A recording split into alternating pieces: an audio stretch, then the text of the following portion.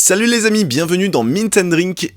Attends, on la refait. Salut les amis, bienvenue dans Mint & Drink, le podcast décontracté qui parle de NFT tous les dimanches matins. Dans cet épisode enregistré le samedi 29 octobre 2022 avec Devac, on revient sur le rachat de Twitter par Elon Musk. Quelles sont exactement ses ambitions? Pourquoi va-t-il si vite? La marque de valises de luxe Rimowa, qui appartient à LVMH, a lancé son premier drop NFT avec Artefact. C'est un carton à plus de 2,6 millions d'euros, malgré une technique perfectible, mais le vrai phénomène de la semaine, c'est les collectibles avatars de Reddit. Cette communauté farouchement opposée aux NFT a-t-elle été convaincue? On n'en est pas si sûr, on en parle avec Devac. Mais c'est pas tout, parce qu'on va aussi vous parler de Jack Dorsey, de son projet Web5, d'Aptos, d'Apple, de Visa, de LuxRare, de Salesforce, de Yuga. C'est parti!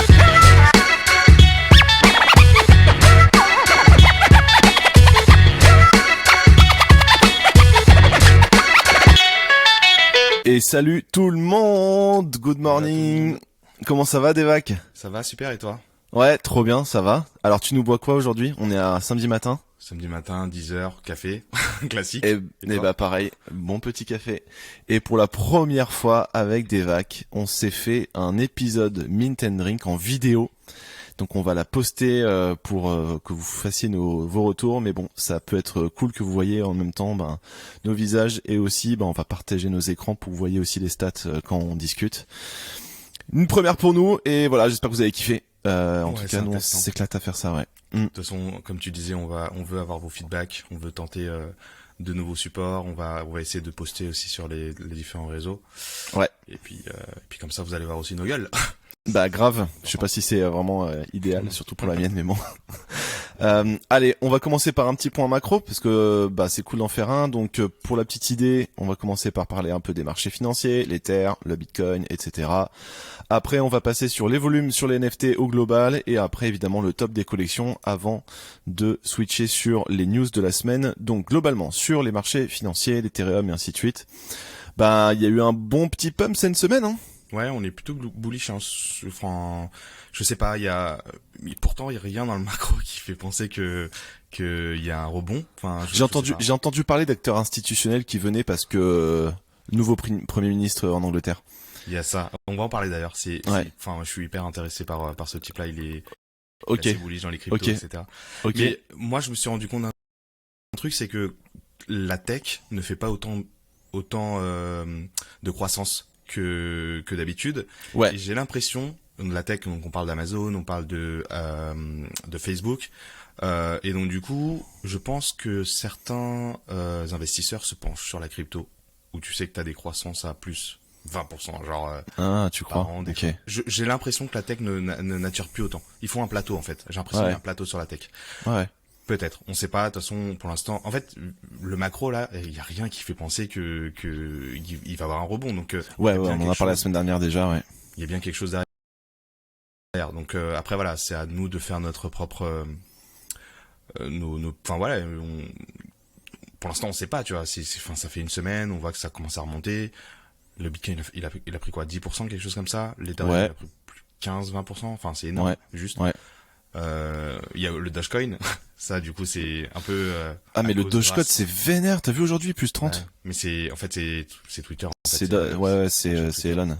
Et donc coup, le Doge a pris plus 63% en 5 jours. Là. Et Shiba Inu a suivi le Dogecoin aussi. Ah ouais, encore plus vénère, j'imagine. Un peu, enfin pareil, tu vois, plus ou moins. D'accord. Non, je crois légèrement en dessous, mais c'est un peu, tu sais, t'as le Bitcoin qui suit, t'as l'Ethereum qui suit. J'ai l'impression que le Dogecoin, Shiba il suit, tu vois, derrière. Ouais. Mais bon, ça c'est vraiment l'effet Twitter, c'est l'effet Elon Musk comme tout. Évidemment, c'est important. On va en parler aussi un petit peu après. Donc on a un contexte macroéconomique qui va peut-être un peu mieux. La macroéconomie pense que les taux vont pas tarder à être rabaissés. À titre perso, comme la semaine dernière, je suis toujours en mode Poutine est toujours très énervé. L'inflation, elle a pas toujours vraiment baissé. On est toujours dans les 8%, ce qui est toujours énorme. Ouais. Et les résultats des grosses boîtes, sont pas vraiment au beau fixe. Donc je suis toujours sur mon minute papillon, perso. Non, toujours. Faut pas s'exciter trop vite. Non, effectivement. Donc les marchés financiers sont comme ça. Maintenant, du coup, sur les échanges de NFT, ça va un petit peu mieux aussi. Je pense que c'est le phénomène Reddit qui a un petit peu joué. Tu dois avoir les graphes en tête. Peut-être qu'on peut partager pour une fois l'écran et montrer un peu ça en live, quoi. Yes. Vas-y. Je partage ça. Tac. Donc du coup, sur les volumes d'NFT, on est remonté sur les 10 millions de dollars d'échanges par jour à peu près sur les plateformes, un truc comme ça. On était descendu à 7 millions, je crois, en début de semaine. Ouais. Alors j'ai plusieurs choses. D'abord, je monte d'Apradar pour avoir une vue cross exchange. Ok. Donc sur les 7 derniers jours, OpenSea, on est à peu près à 70 millions de volume échangé. X2Y2, 12 millions, donc a repris la place de Magic Eden. Et après, on a les plateformes, on a Magic Eden qui est loin derrière aujourd'hui, à 3 millions. C'est chaud. Ok. Et c'est surtout à cause de Aptos, notamment, la nouvelle marketplace, j'en parlerai juste après, qui vient d'arriver, et qui est backé par, c'est l'ancien projet de Facebook en fait, qui a eu sa release. La plateforme NFT a pris la place, beaucoup de place, et tous les traders Solana ont migré sur Aptos. Sur Aptos. Donc, du coup, ça fait chuter. Et il y a aussi l'effet Reddit qui est sur Polygon, et OpenSea a profité de l'effet Reddit parce qu'en fait, et ça c'est un bon point pour OpenSea pour le coup, parce qu'ils avaient intégré Polygon il y a très longtemps. Enfin, c'était la deuxième chain qu'ils avaient intégrée après Ethereum. Et en fait, la plateforme Reddit, et on fera vraiment un deep dive juste après, la plateforme Reddit, son socle technique c'est Polygon, et donc du coup forcément ils ont pas de marketplace Reddit encore, et donc, du coup les personnes qui voulaient bridger et vendre leurs collectibles, comme ils appellent ça eux, étaient obligés de passer par OpenSea, et donc du coup en fait naturellement OpenSea a pris le relais là-dessus. Ok, d'accord. Et je pense que le drop artefact aussi a joué parce qu'il y a eu beaucoup de volume là-dessus. Ouais. Ok, très bien. Les volumes globaux, du coup, t'es en train de les montrer. Ça, c'est le volume. En haut, c'est par mois, et en dessous, c'est par semaine. C'est ça. Et en fait, je voulais montrer directement Polygon. On voit la courbe qui est juste là. Ah waouh, ok. Donc ça, c'est Reddit. Ça, c'est Reddit, exactement. Donc ça, c'est le volume journalier de Polygon, et donc du coup, ils étaient en plateau depuis très très longtemps. Après le bull market, ils étaient en plateau. Il y avait pas grand chose sur Polygon. En fait, Polygon, il y a quoi? Il y a souvent des jeux. Tu vois, t'as Sandbox, t'as d'autres jeux qui sont dessus, mais c'est plateau. Il y a pas. En fait, Polygon, c'est un layer 2 par-dessus Ethereum, simplement avec des frais de gaz beaucoup moins chers, voire quasiment inexistants, qui permettent de faire beaucoup plus de transactions, donc d'avoir des jeux où tu peux gagner des je sais pas, des épées, et ça va pas te coûter à chaque fois 50 balles pour gagner ton épée. C'est très scalable. Ça profite de la sécurité d'Ethereum. Après, c'est moins décentralisé. On a toujours ce fameux triangle. On a toujours un peu ces débats, ce trilemme. Ça répond pas à certains points, notamment la décentralisation. C'est pour ça qu'Ether, de toute façon, restera un peu maître aujourd'hui dessus. Mais pour des outils comme Reddit, où ils ont besoin d'avoir beaucoup de monde, beaucoup de transactions par seconde, et en fait, Ethereum ne peut pas prendre en charge aujourd'hui. Ça. Et donc, c'est peut-être ce que va choisir aussi un Doodles 2 ou des projets comme ça qui sont là pour onboarder des millions de wallets et pas juste quelques milliers, quoi. C'est ça. Ok, après ça c'est redescendu très vite. Après c'est redescendu très vite. Ah, il y a une hype. En fait, on va en parler après. Mais voilà, on le voit ici sur le graphe, qu'il y a vraiment un décalage entre le 23 et le 24, et donc du coup là c'est en train de stabiliser. Sinon, je voulais aller regarder directement sur CryptoSlam. Les volumes. Donc je regarde Ethereum. Donc ça c'est le volume journalier sur Ethereum. Donc on est à peu près à 10 millions. Avant, on était un peu moins. On est descendu à 7, hein. Ouais, on est descendu à 7, ça remonte à 10. Bon, c'est pas non plus la folie, hein. C'est juste que.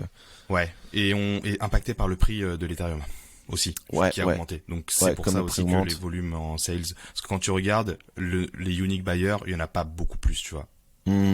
Ok. Tu vois, il y en a pas beaucoup plus. C'est juste que. Donc c'est plus, le prix de l'Ethereum fait plus 15%, donc les volumes en dollars, conversion dollars sur les NFT font plus 15% parce que les gens ils tradent en Ethereum et quasiment les mêmes prix. Intéressant. Solana a pris un petit coup aussi parce que tu vois le nombre de traders a complètement chuté. On arrive à 2 millions. 2000, 3000 personnes par jour qui tradent sur Solana. Il y a un peu moins il y a un peu moins de projets aussi, des gods, youths, ils sont un peu c'est calme, hein. Franck, il fait quasiment plus de tweets. Malheureusement, quand t'as une personne, un projet ou deux projets qui drive toute une marketplace. Toute une blockchain? Toute une blockchain d'ailleurs, t'as complètement raison. Ouais. Voilà. Je pense que le reveal des youths va faire pumper un peu et va ramener un peu plus de monde, mais pour l'instant franchement je pense qu'il y a pas grand chose sur ça Solana, ça risque de faire pchit à la Reddit, hein, c'est-à-dire il y a des volumes pendant 1, 2, 3 jours et après une semaine plus tard ça y est, tout le monde retourne à ses occupations habituelles et puis basta. Intéressant. Les whales, les whales Artblock toujours à fond la caisse. toujours. Donc ça c'est intéressant hein, parce que les whales on en parle depuis le début, mais là au moins on le voit, c'est sympa. Les whales en fait c'est les plus gros portefeuilles, c'est celles qui ont au moins 1 million de dollars d'assets dans leur portefeuille crypto. Et donc ces gros portefeuilles en fait, semaine après semaine, ça fait 17 semaines maintenant avec des vagues qu'on regarde ça, et à chaque fois t'as Artblocks en premier ou au pire dans le top 5 minimum, mais Artblocks c'est toujours l'une des collections les plus tradées par les gros portefeuilles en fait. Donc c'est une information qui est super importante parce que je pense que long terme, l'art et l'art génératif que propose Artblocks et ce type de collection vont devenir iconiques et seront au même titre que les CryptoPunks des must-have quoi. Moi, je vois quatre grandes catégories. Quand je vois les whales, je vois 4 grandes catégories. La première, comme tu disais, c'est art. Art, donc il n'y a pas vraiment. Ouais, et là-dessus, Artblocks écrase tout le monde, il n'y a rien d'autre. Et CryptoPunk, je le considère un peu dedans aussi parce qu'il n'y a pas vraiment d'utilité derrière. C'est une PFP, okay. mais moi je trouve que c'est un peu. Je te rejoins. Après, c'est les premiers à faire ça, ouais. Tous les projets Yuga Lab, ils sont toujours dedans. Bored Ape, Other Deeds, Mutant et CryptoPunk. Ouais. Après, je vois les ENS parce que pareil, c'est pas de l'art. Ils sont tout le temps là. Projet, mais c'est des projets long terme. Merde. C'est des projets long terme et on sait que demain on aura besoin des domaines comme aujourd'hui dans le web. Et après, je vois un peu des projets des pump and dump en fait. Alors, je les connais pas moi ces deux projets-là, j'ai pas envie de les insulter mais je les connais pas pour l'instant. Non, Airplanet, je pense pas que ce soit si mal que ça, j'avais digué vite fait mais il y a 3 semaines. Maintenant bon, oui, ça va arriver, ça va repartir aussi vite que c'est arrivé quoi. Comme les machines. Au lieu de dire Yuga Lab, en fait, je dirais plutôt Blue Chip parce que t'as Azuki, t'as Clonex. C'est pas que Yuga Lab, il y a vraiment les Blue Chip qui sont vraiment tout le temps là ici. Et après il y a des projets qui émergent et qui peuvent aussi vite repartir. Donc là on voit en volume sur les 7 derniers jours, c'est toujours les mêmes catégories qui remontent quoi, en market en tout cas. Grave. Donc ça c'est les baleines. Et après sur les collections globales, je sais pas si tu l'as, tu l'as, magnifique. Alors j'ai c'est plus ou moins similaire hein. Soit OpenSea ou soit directement sur CryptoSlam, il y a tout. T'as tout là. Ça prend en compte Reddit. Ouais, c'est beaucoup plus complet. Ça prend en compte Sorare. Aussi. Et voilà. Et Solana, etc. Donc c'est peut-être un peu plus complet. C'est ouf parce qu'on en parle quasiment jamais, mais Sorare est premier devant tout le monde. En fait, hein. Ouais. Il y a quand même, il faudrait que je regarde un petit peu, je sais pas combien de joueurs il y a derrière. Après, c'est beaucoup plus de verre. En fait, on parle même pas de NFT là-bas. Globalement, c'est un jeu de trading, quoi. C'est un jeu, quoi. Ouais, de cartes digitales, ouais. Cartes digitales, ouais. Ouais, mais ça reste, va falloir qu'on digue ce sujet parce qu'on n'en parle pas beaucoup, mais pourtant c'est l'un des projets crypto, NFT, digital collectibles, you name it, les plus populaires. Licorne française. En plus. Licorne en plus, c'est pas mal. Ouais. Ok, donc Reddit, on va en parler. Bored Ape, CryptoPunk, on n'en parle pas, c'est toujours les mêmes trucs. Gods Unchained, on en a pas beaucoup parlé de Gods Unchained, mais c'est une sorte de jeu vidéo, si je me trompe pas. C'est un jeu de cartes, c'est un Magic. En fait, c'est fait par les anciens de Magic. Ok. D'accord. Et donc du coup, c'est sur Immutable. Franchement, ça fait plus d'1 an qu'il existe ce jeu. Il est bien placé. Bon, il faut qu'on plutôt bien. Moi, j'ai testé. Franchement, c'est plutôt bien. C'est vraiment Magic, quoi. Ok, intéressant. Artblocks, on en a parlé. Azuki. Mutant, Other Deeds, Clonex, tout ça on en parle chaque semaine. Airplanet on vient d'en parler. Les Utes, ok, ils sont toujours là. Donc ça c'est la fameuse collection Solana numéro 1. Enfin, au-dessus de Degods, il y a pas beaucoup en fait Degods, le prix a chuté. J'ai regardé hier, c'était à 250 sols, quelque chose comme ça. Alors que Utes c'est remonté un peu à 120, 110, quelque chose comme ça. Ok. On le voit le floor ici ou pas? Non, il y a pas le floor. Ok. En fait, c'est peut-être mieux ici. Tu vois, il y a pas les mêmes stats, tu vois. C'est bizarre. Mais non, il n'y a pas les mêmes stats parce que on élimine peut-être les wash trades sur l'une des deux plateformes. Peut-être celle-là. Remova, il faut en parler, tu vois. Alors c'est un Remova, je sais pourquoi. C'est un contrat ERC 1155. Un contrat ERC 155, c'est un peu un mix entre un fongible et un non fongible. C'est-à-dire que tu vas y avoir une collection qui a 250 pièces. Les 250 sont fongibles entre elles, mais tu vas avoir peut-être 50 autres pièces qui sont différentes et celles-là, elles sont pas fongibles avec. Donc voilà, c'est ça. Tu vois, t'as 5 items en tout. T'en as pas plus, mais chaque item est présent en plusieurs centaines de variations différentes qui sont toutes fongibles les unes avec les autres. Et donc ce type de contrat 1155 est pas forcément pris en compte par toutes les plateformes, y compris Blur par exemple dont on a parlé la semaine dernière. Tu peux pas trader cette collection sur Blur parce qu'ils sont pas encore compatibles ERC 1155. Ok, d'accord. Ok. C'est pour ça qu'elle apparaît pas. Mais pourtant, ça a fait énormément de volume. Hein. On est à plus de 1000 Ethers de volume et ça a été en quelques heures, il y avait déjà 1000 Ethers de volume. Donc un peu plus d'un million cinq. Quoi. Tu t'as suivi un peu le projet parce que moi, Ouais. pour le coup, j'ai rien. On va en parler après. Tu peux expliquer. Ah bah tu l'as dans. Ok, d'accord. Ouais, je l'ai dans les news. Donc voilà. Et Bah de toute façon, là, on a fini le top 10. Hein. Ouais, on a fini. Ouais, ça c'est rapide. Hein. Bear Market, c'est toujours la même chose. Mais bon, tu on me s'améliore diras un peu là. Ouais, on l'a fait. 15 minutes, on a traité le macro, le top 10 Okay. et les volumes NFT. C'est cool. Donc on peut passer aux news. On peut passer aux news et je vais peut-être passer mon écran. Voilà.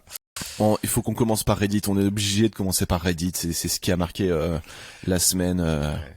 dans le milieu NFT C'est précisément. Et après, ça. on va parler je pense d'Elon Musk et d'Artefact. Ouais.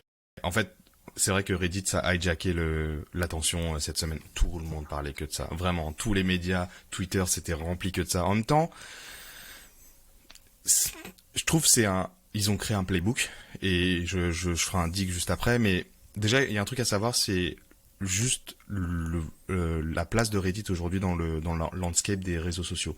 Reddit, il est loin versus un YouTube, un Facebook, un Instagram. On compte à peu près 430 millions de active users par mois. Ok. Versus un Facebook, c'est 2 milliards 9, à peu près 3 milliards. YouTube, c'est 2 milliards 5, quelque chose comme ça. Mais par contre, c'est aussi important qu'un Twitter. Twitter, c'est 436. Donc tu vois, volume, active users sur Twitter et Reddit, on est vraiment sur un volume, un scale similaire en fait. Exactement. Ok.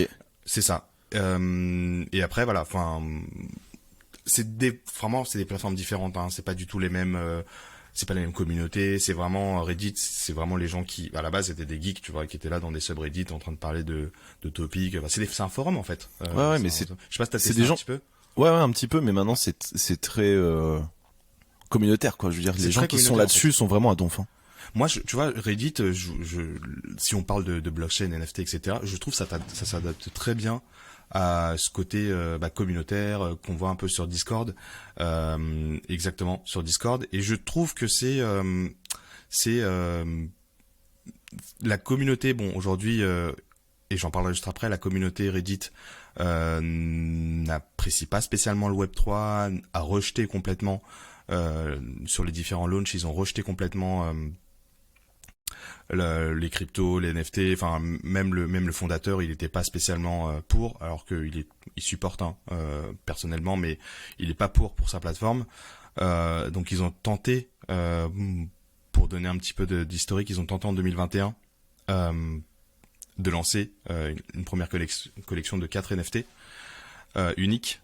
Et en fait, c'est cette première collection qu'ils avaient sortie l'année dernière. On parle vraiment du début du bull market. Ça a marqué un peu l'histoire du monde du NFT.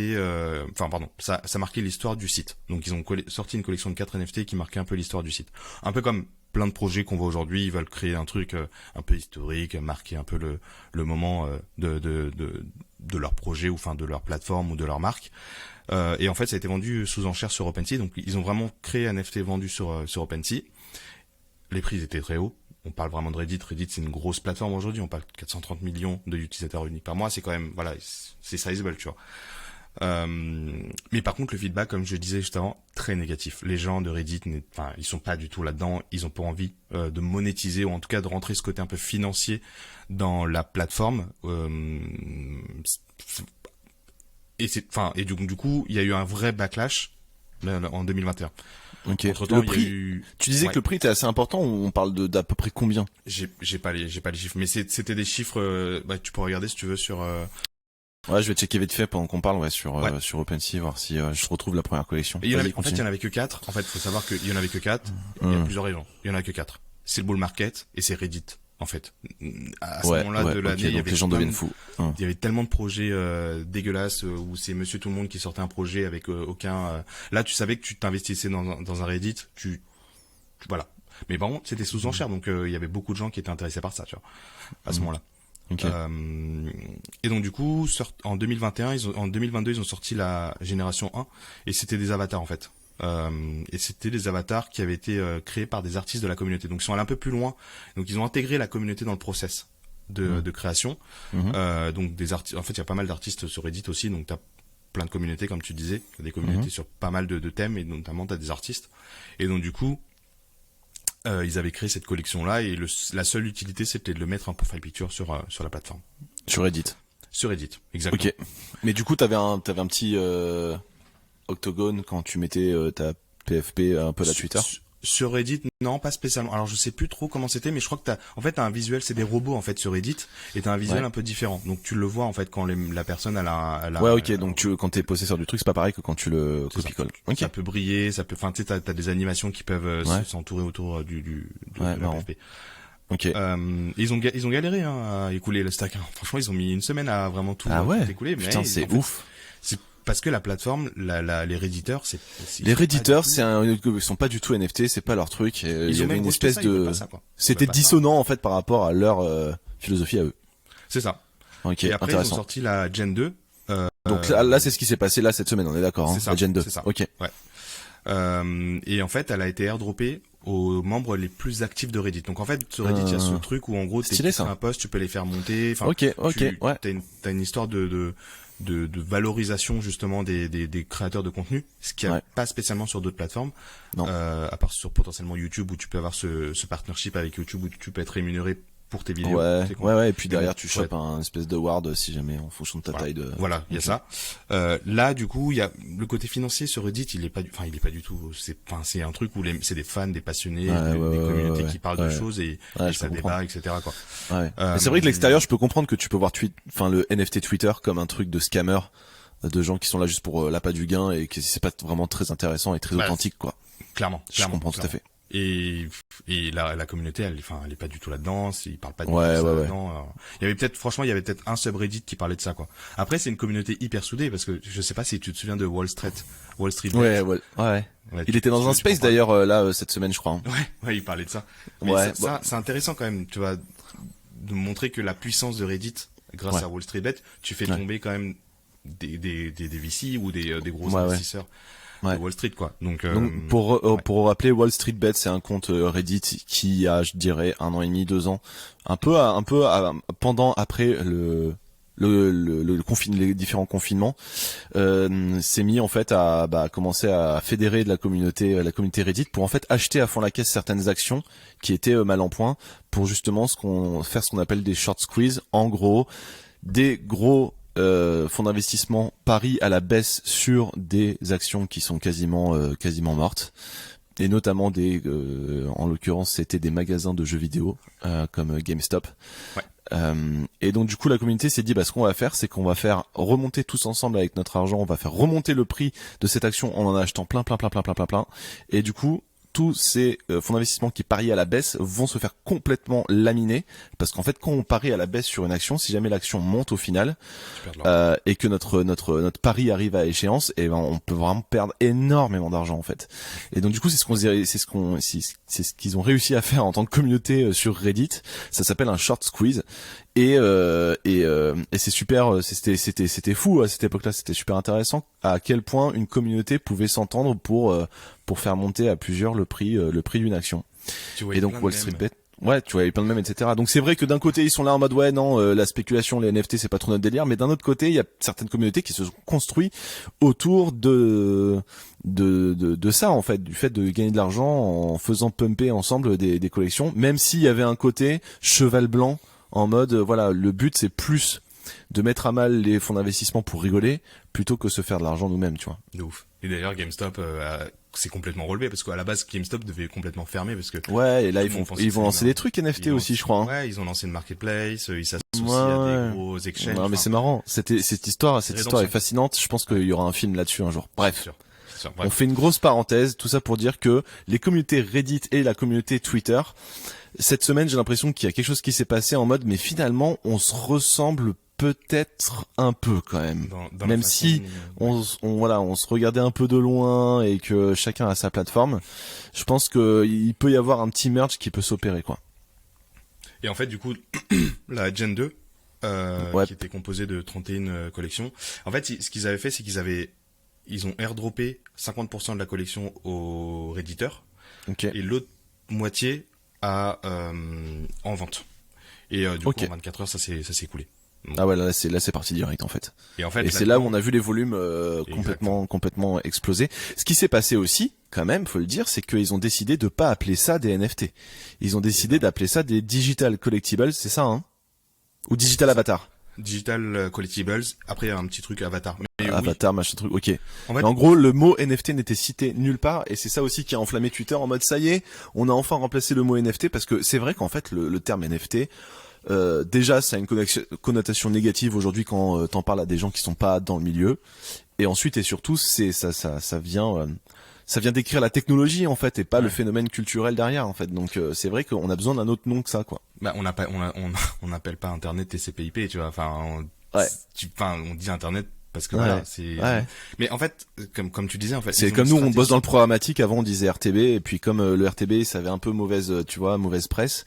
Le jour où on a dit mais non, là, rien à voir, ce qu'on fait, c'est du programmatique. Alors, si vous nous écoutez, vous comprenez rien ce que vous dites. Désolé, c'est normal. Mais en gros, Devac et moi, on bosse dans un milieu qui s'appelait à la base le RTB. RTB a eu une mauvaise image au bout d'un moment parce que c'était pour acheter des inventaires publicitaires un peu crado. Et donc, du coup, on a décidé de changer, d'appeler ça programmatique. C'est rigoureusement exactement la même technologie derrière hein, et les mêmes principes derrière. Simplement le fait d'avoir un nouveau nom, les gens se disaient ah non, moi je fais pas du RTB, hein, je fais du programmatique. Et là c'est peut-être un peu pareil. Peut-être qu'on aura demain, tu vois, des mecs qui vont dire bah non, moi je traite pas des NFT. Attention, je fais des digital collectibles. Ça n'a rien à voir. De toute façon, on voit, nous, on est à l'intérieur de tout ça, donc on voit le truc comment ça se morphait, parce que là, tu vois. Comme tu disais, la première stratégie, et c'est la première fois qu'on voit ça, tu vois, une grosse plateforme qui se lance dans ce monde-là sans utiliser tous les mots tout le vocabulaire, parce que il parle pas de NFT, donc Digital Collectibles, il parle pas de wallet, il parle de vault. Ah. C'est la même chose, hein. Ils ont remplacé tous les termes. Exactement. Ok. Il parle pas de cryptocurrency, il parle de pièces ou coin, quelque chose comme ça. De coin, ok. Tout le vocabulaire Web3 banni complètement de bullish de la AF. plateforme. T'imagines demain il y a Amazon qui fait la même chose pour récompenser ceux qui ont le plus acheté d'items sur Amazon. Genre tu fais partie des 1000 personnes dans le monde qui ont le plus acheté via Amazon, t'as un avatar que personne pourra avoir jamais et genre tu peux le flexer sur toutes les plateformes en disant bah moi je fais partie du top 1000 Amazon en fait. Mais tu peux décliner ça sur n'importe quoi en fait. Je suis le premier client de Johnson & Johnson. Je suis parmi les 1000 premiers clients de Ubisoft. Je suis parmi les 1000 premiers clients de Gojira parce que nous on aime bien le métal avec Devac. En fait, tu peux appliquer ça à n'importe quel domaine où tu peux flexer un avatar complètement unique parce que tu fais partie des plus gros fans d'une communauté précise. Mais ça c'est juste bref. Il fallait une plateforme qui se lance là-dedans, qui teste ce truc-là, parce que je pense que t'as plein d'entreprises qui pensent à ça, mais tu vois, il faut toujours un premier mover, tu vois, et là on voit très bien que, en fait, en parlant pas de NFT, en parlant pas de Web3, blablabla. Ça marche aussi, ça a marché d'un coup. Ils ont facilité l'achat avec la carte bancaire, etc. Donc en gros, les gens, et en fait, c'est même carte bancaire, c'est même App Store, Google Play, tu vois. Donc en gros, tu achètes un item in-app. Ouais. Comme plein d'autres jeux, etc. Ouais, c'est un bouton ont et vraiment favoriser la communauté, enfin faciliter l'intégration, en tout cas j'arrive pas à trouver le mot, mais l'adoption. Voilà. Ouais, ok. Et voilà. Et je trouve que c'est trop cool de reward en fait avec des avatars, pas seulement sur la base de combien t'es prêt à payer au mint. Ou à quel point t'es resté devant ton ordi pendant 6 heures d'affilée pour avoir accès au mint, mais plutôt récompenser les gens qui de base étaient déjà très actifs sur Twitter. Exactement. Et ça c'est très très bien aussi. Ce côté financier, tu l'as un peu moins quand même sur. Ouais, voilà, exactement. C'est plus une récompense pour ceux qui sont là depuis très longtemps, plutôt qu'un truc qui va être droppé avec une mécanique différente. Ok. Qu'est-ce qu'on peut dire d'autre sur ce drop Reddit? Bah, il y a un truc un peu bizarre, c'est qu'en fait 90%, on n'a pas vraiment les stats, mais plus de 80% des gens sur Reddit ne savent pas du tout comment vendre le NFT en fait. Ils savent pas bridger. Parce que tous les forums sur Reddit, donc les subreddits, etc., quand tu parles de NFT, c'est ban. T'es ban en fait. J'ai vu à un moment donné, il y a un whale qui s'appelle Franklin as 60 apes. En fait, c'est son nom en fait. Et le mec il a 60 apes. Je vois très bien. Tu vois c'est qui? Ouais. Il a commencé à intégrer Reddit et parler de ce truc-là, il s'est fait bannir. Donc en fait, est-ce que c'est pas non plus, tu vois, la communauté Reddit qui a chopé ces avatars, ils se sont fait récompenser, mais derrière ils les vendent aux gens de Twitter des NFT en se disant ah on vous a bien eu, en fait on vous a chopé votre pognon avec nos avatars à la con que vous kiffez. Le volume, et on peut pas vraiment aujourd'hui le dire, mais en fait le volume qu'on voit sur Polygon, OpenSea, ouais. c'est pas de l'argent incrémental. C'est pas vraiment des nouveaux wallets. Il y a un peu de nouveaux wallets parce que c'est les gens de Reddit qui ont vendu leur NFT sur Polygon, mais après c'est les gens c'est la communauté OpenSea qui a tradé et qui a spéculé sur ce truc-là, et qui a fait monter les prix en fait. Donc ça c'est la grosse réserve qu'on a avec Devac, c'est que c'est bien mignon, ça a onboardé plein de gens sur des digital collectibles, mais est-ce qu'au final ces gens-là n'en ont pas rien à foutre et l'ont juste derrière revendu sur OpenSea aux gens qui kiffent les NFT et se sont dit ok je me suis fait 200 balles, génial, ciao. Il y a plein de gens, ils ont leur NFT, ils ont acheté 10 balles parce que les prix étaient très abordables, entre 10 et 100 euros. Ouais, ok.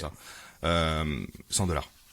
Et en fait, il y en a plein de gens sur Reddit ne savaient même pas comment transférer ça sur un wallet pour pouvoir le revendre. Bah normal. Parce qu'il y a pas de marketplace en fait sur Reddit. Donc, ouais, donc tu peux pas les revendre. Tu peux les revendre, mais en les Exactement. transférant sur un wallet, en allant sur OpenSea, en tradant en Polygon. Exactement.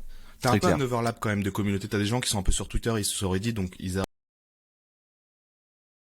connaissent un peu, mais c'est pas la majorité des gens. Les éditeurs, les réditeurs, ils ont un avatar qui peut valoir, je sais pas, 3000, 4000, 5000 $, mais ils savent pas du tout comment le revendre, tu vois. Et en fait, ils le savent même pas, mais ils s'en foutent complètement parce que ils sont même pas conscients en fait de ce truc. Donc t'as une partie de la population qui a réussi à faire ce truc-là. Donc on parle, je sais pas, de 10 à 20%, je dis ça un peu à la louche, hein, mais pas beaucoup. Et en fait, t'as une grosse partie qui est encore sous Reddit, et Reddit va travailler sur les marketplaces forcément pour pouvoir justement mais bon, ils veulent pas approcher ce côté un peu financier, donc ils font vraiment gaffe à comment intégrer justement tout cet écosystème au sein de Reddit, sans parler de marketplace, sans parler de de trading, etc. En tout cas, moi je suis assez bullish parce que je trouve que c'est un vrai playbook pour les qui arrivent sur le marché, les TikTok, les Facebook, les Insta. C'est vrai. Tous les autres vont se lancer là-dessus, et en fait ça va, enfin c'est vraiment community first quoi. Donc tu t'adaptes à ta communauté, et donc du coup tu prends un peu les codes de ta plateforme, etc. Donc je trouve c'est, enfin et j'avais mis justement, et je l'avais mis, je crois que dans la dernière newsletter, que le NFT c'était le cheval de Troie justement de Reddit pour un projet beaucoup plus gros dans le Web 3.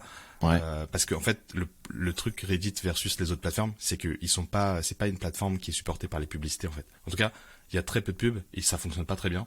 Ils font pas beaucoup d'argent Reddit. Enfin, c'est pas très bon au niveau business. Donc je pense qu'ils cherchent aussi un business model, tu vois. Facebook c'est une des entreprises les plus rentables au monde parce que justement ils ont de la pub, c'est 90% de pub, tu vois. C'est vrai. 90% de leurs revenus, c'est la provenance, la source, c'est la complètement. La pub, tu vois. Reddit, tu vois, un annonceur, tu peux pas mettre autant de pub sur Reddit. C'est très rare les annonceurs qui achètent sur Reddit, donc il y a pas, et donc du coup il y a pas un vrai business model, tu vois, sur Reddit. Donc il y a peut-être quelque chose à faire sur le Web 3. Ils ont Et puis le fondateur Alexis Ohnen, il est pro Web 3 aussi, tu vois. Ouais, grave. Pour le fun fact, en fait, Alexis Ohnen, il a investi dans pas mal de projets Web 3, notamment les Doodles. Et il a un fonds d'investissement 776 qui investit pas mal dans les projets Web 3. Et autre fun fact, c'est le mari de Serena Williams, qui aussi c'est vrai. Ouais, c'est vrai ça. On parle de Artefact et Rimowa. Vas-y. Je peux partager mon écran, ce sera peut-être plus simple. Onglet, hop. Alors on apprend à utiliser notre outil avec Devac, mais c'est cool. Je pense que ce qui est drôle, c'est que c'est la première fois qu'on filme, et donc t'allais chercher du café en plein milieu. Ouais, exactement. Et je suis en pleine forme grâce à mon petit café. Donc Artefact, on présente encore Artefact, boîte à la base en partie française, qui a été rachetée par Nike, qui est spécialisée dans le fait de créer des digital collectibles justement, des NFT en gros, avec des collections qui sont très célèbres, dont on en a parlé tout à l'heure, par exemple les Connex. Ils ont sorti une collab avec Rimowa, et en fait tu vois j'avais pas forcément conscience de ça, mais Rimowa mec en fait c'est genre, mais c'est vénère hein. J'étais à Paris par hasard l'autre jour, à 11h du mat, t'avais la queue devant Rimowa, les gens faisaient la queue pour acheter des valises à 1000 balles. C'est abusé. C'est le Louis Vuitton de la valise en métal. Et donc du coup, ça appartient à Louis Vuitton, Rimowa. C'est le cas. Le groupe LVMH en fait, c'est le groupe LVMH. C'est le groupe LVMH. Donc collab avec Artefact et donc l'idée c'est que en participant à une espèce de cagnotte en fait, on pouvait acheter une valise, la première valise digitale Artefact et Rimowa. Il y en a 888. Elle était à 2 Ethers la valise. Ça fait à peu près quasiment 3000 balles, un peu plus de 3000 balles, la valise. Et donc l'idée c'est que derrière, donc si je fais ça, que je retourne là et que je repartage mon écran mais pas le même onglet, on peut voir la collection. On va regarder un petit peu ensemble la collection parce que c'est intéressant. Donc il y avait plusieurs items. Les premiers donc c'est les valises dont j'ai parlé juste avant, mais en fait surprise, il y a plusieurs types de valises qui sont plus ou moins rares. Donc ceux qui ont acheté à 2 Ethers et qui se retrouvent avec la moins chère, la rouge, et ben en ce moment ils la vendent plutôt autour de un peu plus de 2 Ethers en fait, donc ils font pas vraiment de gros profits parce que derrière tu payes des royalties à Artefact, donc au final tu revends le même prix que ce que tu as acheté. Mais il y en a une qui est ultra rare, qui vaut 25 Ethers aujourd'hui sur le marché secondaire, et regarde quand elle s'ouvre, il y a un petit monstre qui sort. Et donc ça c'est marrant pour ceux qui connaissent. J'ai vu le tweet du boss de Artefact qui disait qu'il avait été inspiré par le monde des Soulsborne, les jeux Soulsborne, donc Bloodborne, okay. Demon's Souls, etc. Ils sont fans de ces jeux vidéo là chez les fans de Artefact et voilà. Je retourne à la collection. Du coup voilà, t'en as en tout 888 des valises parmi les 4 différents tiers ici. Et puis t'avais aussi un robot dispo à $100. Il y en avait 2222. Et aujourd'hui, ça se trade en revanche à 0,2 Ether, donc plutôt dans les 300-400 balles. Et donc, ceux du qui coup, ont là, pris ça, les 4 valises, c'est du Figital, c'est ça? Alors oui, exactement, c'est du Figital. On sait pas exactement quand, mais à un moment donné, tu pourras effectivement échanger cette valise digitale contre une valise physique qu'ils vont te livrer, qui va contenir une puce NFC. Donc on en a parlé aussi la semaine dernière avec les Azuki, mais Artefact a développé un truc similaire où t'es propriétaire à la fois d'un objet physique et d'un NFT qui sont tous les deux reliés. Donc si on te vole l'objet physique mais que la personne qui te l'a volé n'a pas le NFT, a priori elle pourra jamais le revendre parce que sans la preuve NFT, bah tu peux pas, le truc n'a plus de valeur quoi. Ouais. C'est ça un peu le concept. Et inversement, tu te fais voler ton NFT, il y a pas d'objet physique, ça vaut plus rien. Donc voilà un peu le concept. Les robots, il n'y a pas du tout d'objet physique derrière en revanche, c'est juste un robot pour l'instant. Après il peut y avoir des surprises derrière. Et donc je vais arrêter mon partage. Mais du coup, ce qui s'est passé là-dessus, c'est que il y a eu un drop qui était intéressant où en fait tu devais rentrer dans une espèce de petite pièce virtuelle pour attendre et pour essayer de patienter, comme une salle d'attente en fait virtuelle, où tu devais être présent physiquement. Tu devais être présent dans cet espace virtuel et laisser ton onglet de ton navigateur ouvert pour attendre de voir si tu as gagné ou pas. Donc ça c'est plutôt intéressant comme mécanique parce que ça inclut une perspective un peu plus genre je sais pas réalité virtuelle, jeu vidéo dans le fait de minter quelque chose et de participer à une raffle. En revanche, il y a eu deux soucis importants, on va dire. Le premier, c'est que ça a duré des plombes. C'est-à-dire que le mint process en tout a duré 2 heures. Donc les gens qui pensaient pouvoir rentrer dans la raffle et attendre 10 minutes pour savoir s'ils faisaient partie des 2222 ou des 888 qui étaient autorisés à minter, bah au final non, ça a duré très très très très longtemps dans le lobby pour attendre que tu sois prêt à minter. Et le deuxième souci, c'est que ça a été botté en fait. Ça a été botté. En vrai, Artefact, je comprends pas parce qu'après c'est moi non plus je comprends pas. Un truc que je comprends pas derrière, mais je suis deg parce que je suis grave bullish sur Artefact, mais à chaque fois ils veulent tellement innover et faire des trucs qui ont jamais été avant à chaque fois que du coup il y a des trucs basiques qui passent à la trappe et c'est tellement dommage quoi. C'est tellement dommage. Ils en ont sorti plusieurs des collections et même au sein d'Artefact avec Nike etc. Il y a eu pas mal de collections. Et à chaque fois, tu vois, pareil sur le hoodie, ce que je t'avais dit là, le hoodie c'était une galère, tu vois. C'était pas bon, ouais. Il y avait tout le temps des problèmes. Alors après, on va pas leur vouloir, tu vois, ils innovent. Non, nous on n'est pas techniciens avec des vagues et on saura pas du tout leur dire comment faire. Donc là-dessus, on reste très humble et voilà.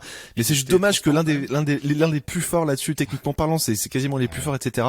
Je pense qu'il pourrait peut-être la prochaine fois se concentrer sur pas innover du tout, voilà, pas faire quelque chose qu'on n'a jamais vu avant, mais essayer de faire un truc vraiment nickel, parfait, sans bots, sans gasoir. Enfin, gasoir, ils en ont jamais eu, mais bon, ça peut arriver un jour, on sait jamais.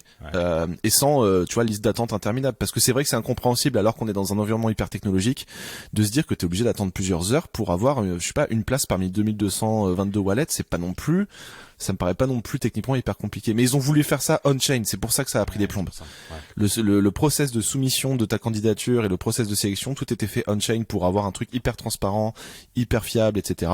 ce qui est vraiment cool en soi, mais si c'est au détriment de l'expérience utilisateur, à titre perso, je suis pas sûr que ce soit la bonne option. Non, Peut-être que tu préfères avoir un truc décentralisé, enfin avoir un truc centralisé. Parce que du coup, tu peux pas faire un truc à la fois décentralisé et qui soit hyper rapide et avec une bonne UX, quoi. Pas aujourd'hui. Ouais, je pense Pas que aujourd'hui. c'est trop tôt. Pas Et ça aujourd'hui, sera pas aujourd'hui. pire en Je pire, comprends la je pense. philosophie, mais c'est pas. Et plus on avance dans les mois, dans les années, plus il y aura de monde les gens vont commencer à venir dans l'écosystème Web3, il y aura plus de monde, et en fait, ça va juste compliquer le problème. Et Grave. Artefact, aujourd'hui, ils font des collabs avec des gros noms, tu vois. Oui. Rimowa, bon, c'est premium, mais c'est LVMH quand même, tu vois. Donc, il y a des gens qui connaissent très bien, et des gens Ouais, qui c'est sont même pas particulier, ouais. dans les NFT qui vont... Je pense vouloir que noter, tu vois. ça apporte tellement de street cred à Rimowa dans le milieu du Web3. Parce que tout le mécanisme, après je vous ai pas tout expliqué, mais il y a eu un système de quêtes où les gens devaient chercher des indices en ligne, etc. Pendant 2 semaines, il y a eu plein de quêtes à résoudre pour aider à dégager un virus d'un vaisseau spatial. Enfin, il y avait tout un storytelling autour de ce drop qui était marrant et qui est vraiment intéressant en fait. Et tu me disais d'ailleurs que t'étais à un dîner où il y a un mec qui essayait de minter un... Ouais, en fait, il y a 2 jours, j'étais à un apéro et quelqu'un disait ouais, je suis deg, je suis sur un truc, mais bon, c'est compliqué, NFT machin. Je fais ah ouais, le drop Rimowa Artefact. Il me regarde, il fait wow, t'es aussi dessus, t'es au courant? Je fais bah ouais, grave. Comme quoi, tu vois, c'est marrant, mais il y a plus de gens qu'on pense qui s'intéressent à ce genre de truc. Voilà, donc plutôt chouette.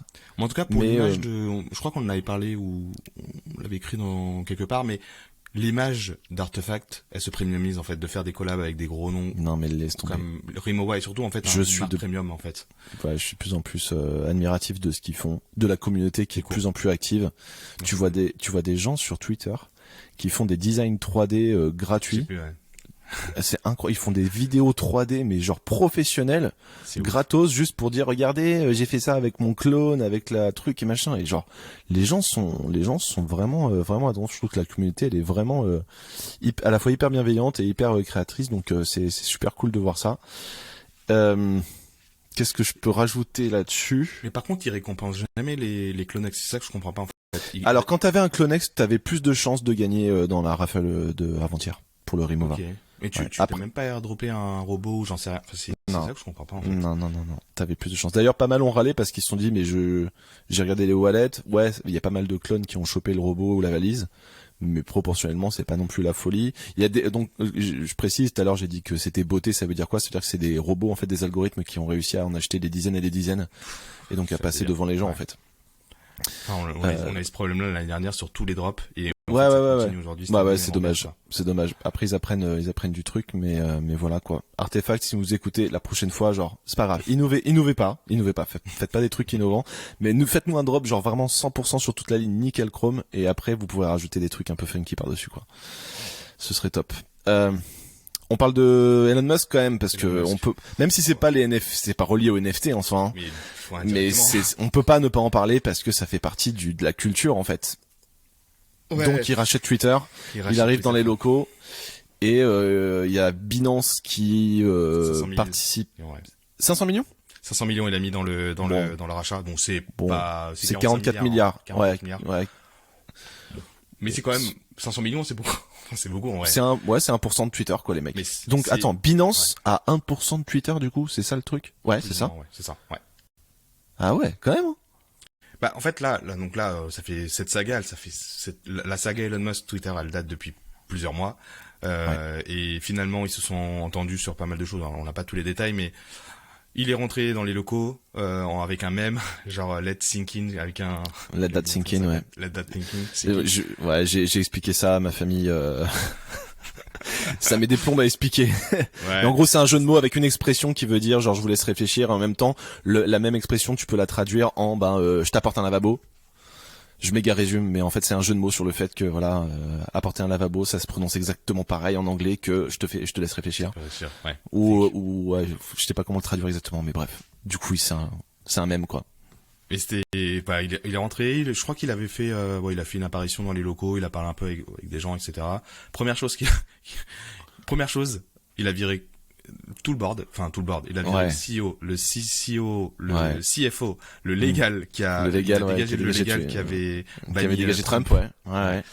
Il a licencié quasiment tout le monde. Là aujourd'hui, ce matin, j'ai vu qu'il avait viré des data scientists, donc une équipe d'ingénieurs. Ouais. Ouais, ouais. C'est trop triste. Il leur a bloqué l'accès au code aussi pour qu'ils puissent, voilà. Ouais, c'est un. Bah, en fait, là, premier jour Day One, il est déjà en train de. Voilà, il est en train de faire un. Attention, dans sa roadmap, il a des choses, hein, notamment dégager tous les bots. Et ça, Ouais. franchement, enfin, Mhm. enfin, quelqu'un qui va s'y pencher. Il a mis des ingénieurs de Tesla déjà sur le pour auditer ou assess toute la structure tech de Twitter. Donc déjà, il y a des ponts qui se feront tout de suite là entre son équipe et Twitter. Bah, comme tu disais, CZ, donc le CEO de Binance investit 500 millions, donc c'est très bullish, hein, pour l'écosystème Web3. Et Elon Musk, il a jamais été contre ça. Et Non.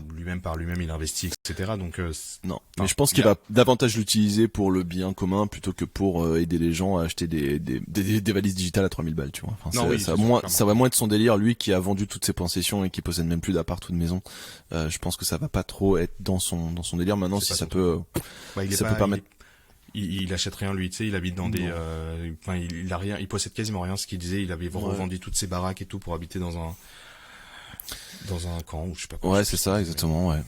Maintenant, il suffit qu'il flexe un jour un CryptoPunk, ce qui en soi serait pas forcément impossible, pour montrer que voilà, c'est un punk lui-même, genre dans l'esprit du truc. Il pourrait. Hein. Et ça y est, et c'est fini en fait, c'est bull market et là les gens vont devenir fous. Maintenant, bon, on Par verra. contre, il y a deux grosses news intéressantes pour le crypto. Alors, vas-y. NFT. Ouais, ok. Première news, ils bossent sur un wallet. Ils l'ont dit, ils bossent sur un wallet. Ah ouais. Ok. En back-end, ils sont en train de bosser sur un Ok. wallet. Le jour Et, où et ça, bullish as fuck parce que franchement, genre MetaMask, désolé, hein. Tout repose sur MetaMask aujourd'hui, sur genre toutes nos transactions qu'on fait sur les NFT reposent sur une boîte qui s'appelle MetaMask et franchement leur outil, sur Ether, ouais. Mais c'est nul. pas possible quoi. Non, tu peux le dire, hein, c'est nul. Ouais, c'est Ça va pas bouger, hein. Ça fait un an que ça existe, Tu te fais scammer, t'es même pas au courant de t'es scammé, c'est... Tu vas sur OpenSea, c'est marqué en rouge, attention, alors que tout est bien, tout va bien, t'es sur OpenSea, c'est cool. Non, c'est éclaté. Franchement, Moi aussi, sur mon Chrome, j'ai plusieurs wallets. J'ai un wallet Coinbase et un wallet MetaMask, et donc du coup, ça certaines plateformes, à chaque fois que je retourne dessus, il faut que je me reconnecte en fait. Ah oui. Mais je sais pas si t'as testé, genre, je sais pas, le wallet de Solana Phantom. Et j'ai testé zéro truc à part MetaMask et Coinbase, je t'avoue. Il faut que je teste. Franchement, il est UX. faut que J'ai testé celui de Tezos, il est vraiment bien fait. C'est vraiment Ah oui, fait Tezos, pour j'en ai un aussi, ouais. Il est bien fait, tu vois. Enfin, je comprends pas. J'ai l'impression qu'il y a personne qui travaille derrière MetaMask. Et il y a des gens, hein, parce que ça fait partie de Non, il y a forcément des gens. Il y a un petit renard, je le vois, il est en train de bosser. c'est mon Shiba qui est en train de bosser dessus. Mais je sais pas. Non, mais enfin, de toute façon, il y aura un killer à un moment donné. Et ouais, il y aura un killer. Et puis même le fait que ce soit dispo sur Chrome, alors peut-être que je suis un peu chelou pour les gens qui nous écoutent, mais moi j'utilise Safari au quotidien parce que je suis sur l'écosystème Apple et que c'est tellement bien intégré, je me prends pas la tête. Brave. Ouais, c'est ce qu'on m'a dit en soirée. Je sais. Je l'ai téléchargé, j'ai commencé à gérer le truc, à comprendre comment les BAT fonctionnaient. On va en parler dans une émission d'ailleurs, je pense. Ouais.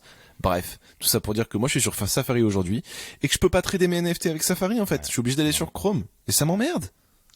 Je veux Safari. Ma mère est sur Safari. Si tu veux onboarder les prochains milliards d'utilisateurs NFT, tu fais pas un truc sur Brave ou sur Chrome. T'as les gens en iPhone et ils utilisent Safari. C'est pour les puristes Web3 Brave. Hein. C'est vraiment le. Oui, c'est un truc de puriste. Pour les. Non mais je vais tester. Je vais prendre le temps de diguer. C'est juste que j'ai pas trop le temps en ce moment. Mais ouais, je vais diguer. Mais juste. Ouais. Ma mère, pour elle, Internet c'est synonyme de Safari. C'est la même chose pour elle. T'as testé celui de Tezos sur, je sais pas, je n'utilise pas Safari moi donc. Ouais, mais il y a longtemps pour essayer de choper une place pour minter un truc de Delucrest, je sais pas si tu connais. Non. Très cool Delucrest, j'aime bien. Ça ressemble à Xcopy, mais avec des monstres un peu plus mignons, on va dire. C'est un artiste, je crois, scandinave. Enfin bref, pas sur Tezos. Il drop pas mal de trucs sur Tezos, ouais. Ouais. Il drop pas mal de trucs sur Tezos. Ok, d'accord. Bref. Non.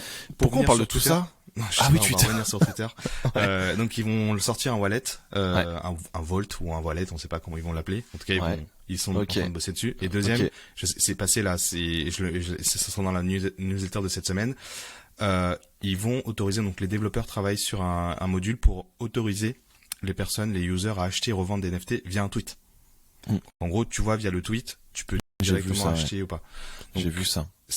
Et donc du coup intégration directe avec Rarible, Magic Eden, pas encore OpenSea pour l'instant, mais bon, deux grosses plateformes de NFT, notamment collectibles et art, et Magic Eden du coup pour Solana, et donc du coup c'est assez bullish. En fait cette news elle est tombée le jour où Elon Musk est arrivé donc du coup il y en a ils font des parallèles par rapport à ça. On sait pas trop hein, mais en tout cas je vais montrer mon écran parce que j'ai une petite vidéo très sympa sur à quoi ça ressemble. Ouais, qui montre à quoi ça ressemble quand tu veux acheter un... Je pense que c'est factice, hein, mais si je peux montrer un exemple de à quoi ça ressemblerait si tu peux acheter un NFT directement dans Twitter. Cette vidéo-là. Donc là, t'imagines, tu vois un doodle sur Twitter, t'appuies sur un bouton, ça te redirige même pas vers un nouvel onglet, t'arrives là-dessus, t'achètes et c'est fini. C'est in-app directement, ouais. C'est pas mal. Ouais. Enfin, c'était redirigé vers Rarible dans ce cas-là. Et t'as quand même le wallet MetaMask. Enfin bref, c'est encore un peu clunky. Mais le jour où t'as juste un bouton et c'est terminé, ben c'est plutôt cool, quoi. Ça, c'est un truc à faire des erreurs, acheter tout et n'importe quoi, avoir plein de scammers. Hein. J'espère qu'ils vont, ils vont vraiment dégager tous les bots et tout, parce que franchement, si t'imagines, tu tombes sur un truc sponsorisé, t'as un truc avec Buy Now et tout. Enfin, c'est trop. Moi, je me suis fait scammer une fois, et en fait, c'était un compte qui avait un scammer qui avait racheté un compte Twitter avec le checkmark bleu. Ouais, d'accord. Et qu'il avait renommé Takashi Murakami. Et genre, c'était vraiment genre, t'allais sur le truc, tu voyais le truc bleu, genre 200 000 followers, t'es là en mode ouais, c'est bon, c'est ça, c'est legit quoi. Putain. Et t'as vu ils sont très très forts. Sponsorisés. Ouais, tout. Ouais, il faut vraiment qu'il dégage un peu. Ouais, c'est chaud. Mais bon, on verra dans les prochains mois, ça va peut-être changer Twitter. Moi, je sais pas, moi je suis un peu bullish quand même, mais après voilà, Elon Musk il est quand même clivant comme personne, enfin voilà, comme personnalité, c'est quand même quelqu'un qui est très clivant. Donc ouais, mais globalement dans cette communauté-là, les gens suivent à mort. Tout ce qui est crypto, Web3, etc. Enfin, dès que Musk va faire un truc, les gens vont péter un plomb. Et en tout cas, je pense qu'il va se rendre compte que c'est plus difficile que ce qui n'y paraît, le challenge de réussir à avoir une plateforme où tu dégages à la fois tous les robots et tous les négatifs, enfin tout ce qui est négatif en fait, le harcèlement et ainsi de suite. Il lance des fusées sur des ouais, il va mettre il met les équipes AI de Tesla sur le sujet et il va voir s'il peut faire un truc. Mais c'est un énorme enjeu démocratique. On s'en rend pas forcément compte au quotidien, mais c'est un enjeu démocratique monumental en fait, de réussir à rendre ces plateformes un peu plus intelligentes et plus au service de l'humanité plutôt qu'à regarder de la merde toute la journée en fait concrètement quoi. C'est pas un hasard si TikTok est interdit en Chine quoi. Je veux dire ça commence à devenir un dangereux quoi. Non, TikTok, non, TikTok, c'est autorisé aux US. Non, Trump voulait interdire TikTok aux US. Enfin, il voulait pas interdire, il voulait le faire racheter par une boîte américaine. Mais TikTok est interdit en Chine. Alors que c'est une boîte chinoise. Enfin, c'est un truc chinois. C'est ouf. Mais pourquoi? Parce que le gouvernement chinois, il veut pas que sa jeunesse passe sa life sur les trucs de teubé, quoi. Et quelque part, ils ont raison. Donc comment nous en tant que démocratie, en tant que pays libre, sans empêcher les gens d'utiliser la plateforme qu'ils veulent, parce que on est en démocratie, on va pas commencer à interdire des trucs comme ça, tu vois, c'est pas le projet. Non. Mais comment en même temps on fait en sorte que ces plateformes deviennent plus intelligentes et au lieu de proposer du contenu de teubé, propose du contenu vraiment intelligent pour rendre la population globalement plus éduquée et plus alerte, etc. quoi. Plutôt que de la rendre de plus en plus teubée. Mais de toute façon tu en parlais dans un des podcasts, je sais plus lequel, mais comme quoi, enfin, ils veulent pour le projet Twitter, c'est beaucoup plus gros. C'est pas juste une plateforme de social media, c'est créer un écosystème à la. Exactement, à la WeChat, où tu peux à la fois faire ton shopping, faire des transferts d'argent à tes potes, discuter en privé, discuter en public. C'est clairement un Musk, il l'a annoncé. Il veut en faire un accélérateur pour créer l'application pour tout. Ouais. Et donc, il va forcément intégrer derrière des systèmes de paiement, du shopping.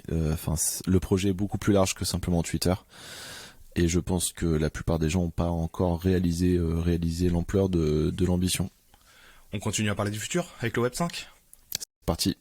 Web 5, donc du coup ça c'est Jack Dorsey, le créateur de Twitter, qui maintenant bosse sur ce projet-là. Donc le projet s'appelle Zion, Z-I-O-N. Il revendique que c'est du Web 5. Après, flûte. Marketing. Hein. Ouais, là on n'est même plus sur de la flûte de pan, on est sur clairement du clairon de chasse. Hein. C'est un niveau stellaire. Donc Web 5, j'ai pas compris pourquoi ça s'appelait Web 5, mais peu importe, parce que on s'en fout au final, parce que derrière la proposition elle est assez intéressante. L'idée c'est d'avoir un identifiant web où en fait tu peux stocker tes données non pas chez un annonceur ou une plateforme d'échange ou des boîtes comme LiveRamp qui collectent des données utilisateurs, etc. Et disclaimer, Devac et moi, on bosse dans ce milieu-là de la publicité, donc pas de jugement sur ce que ces boîtes font, hein. Vous faites votre propre jugement. Parce que d'un côté, effectivement, on peut considérer que qu'elles espionnent la population, etc. Mais d'un autre côté, elles quand même permettent à des milliards de gens d'accéder à du contenu gratuit, parce que sans pub, en fait, c'est toi qui dois payer 100 balles par mois pour accéder à tout ce que tu vois tous les jours en ligne.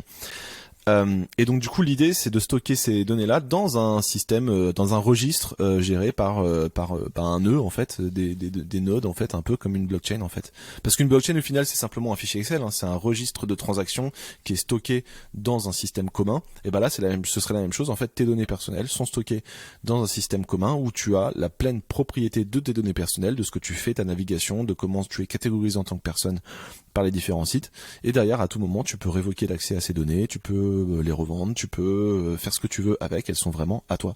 Le principe est génial, dans l'application comment ça fonctionnerait, I have no idea, mais le projet a le mérite d'être là, et il est backé par Jack Dorsey qui est aussi j'ai l'impression qu'il s'entend plutôt bien avec Elon Musk. Ouais, Est-ce qu'à terme il y aura pas, tu vois, des synergies là-dessus pour essayer de rendre le web, la promesse du web un peu plus réel, c'est-à-dire un système réellement décentralisé où c'est les gens qui communiquent entre eux et pas des communications qui sont gérées par des intermédiaires qui contrôlent absolument tout derrière. Ouais.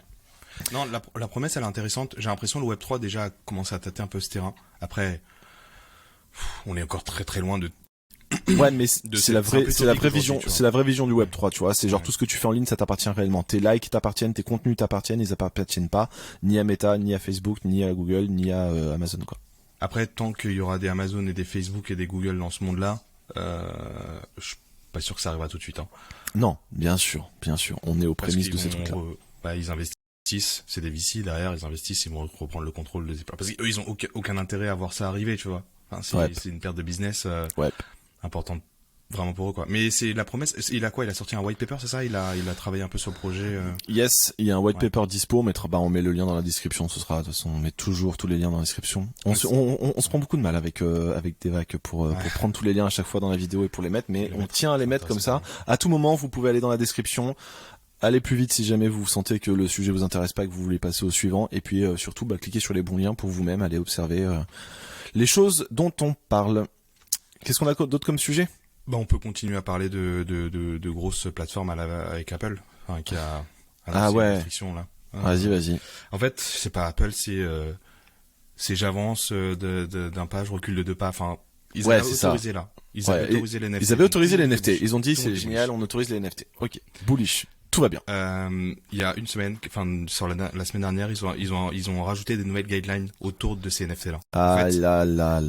Les users peuvent voir lister, minter, transférer des NFT, mais impossible de débloquer des utilités et sortir de la plateforme. En fait, ils veulent avoir le contrôle complet de toutes les transactions effectuées dans l'écosystème. Sachant que ça, c'est vraiment aux antipodes de ce qu'on est en train de, ce que donc, tu disais juste avant, en fait. Exemple concret, t'es abonné New York Times via un NFT, donc t'as acheté un NFT 1000 balles qui te permet d'accéder à n'importe quel moment à New York Times. Tu n'auras pas le droit dans l'écosystème Apple de venir, enregistrer ton abonnement via ton NFT. Tu seras obligé de payer via Apple un abonnement supplémentaire. Donc ton NFT, tu peux pas l'utiliser comme gateway pour ton abonnement. C'est-à-dire que Apple veut absolument qu'il y ait une transaction quelque part qui passe par ses services à lui pour prendre ses 30%.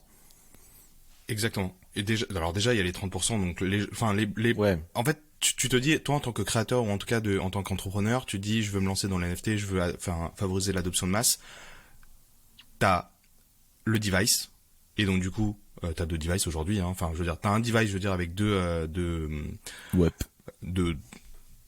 grosses entreprises qui contrôlent ça, hein, Google et Apple. Et en fait, c'est un peu la porte d'entrée, le gate, en fait, pour pouvoir accéder à des milliards d'utilisateurs, en fait. C'est ça qui est très intéressant là-dedans, c'est qu'on a beau débattre toutes les semaines de ce qui se passe dans le Web 3, le web, le machin, libérer les trucs, etc. Et c'est génial. Au final, le vrai pouvoir, c'est le device physique, en fait. C'est l'iPhone, c'est l'Android, c'est l'ordinateur.